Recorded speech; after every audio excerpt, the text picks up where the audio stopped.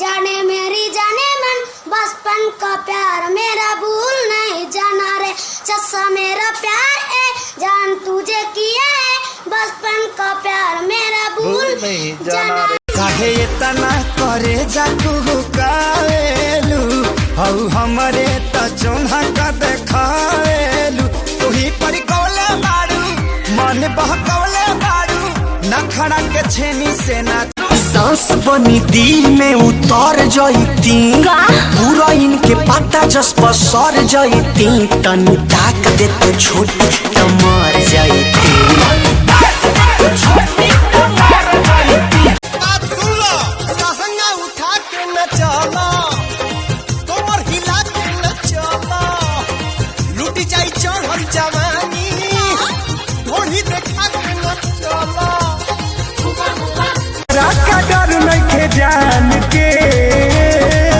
ढेर बोलब तू पिटवाई दे बान के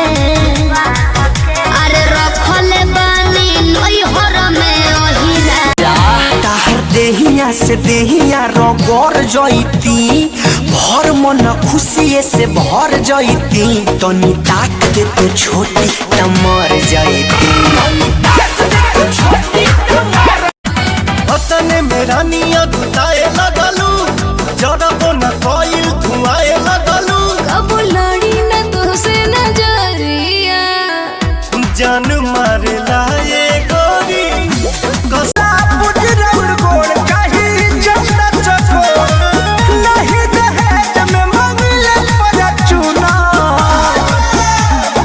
सब होखे हुनर में हरारू चाहे सुना और कुछ ना जानू बस इतना ही जानू तुझ में रब दिखता है यारा। जब से दिल में बना ले बाड़ू तू घर हर जगह अब तया बेलू तू ही नजर नैना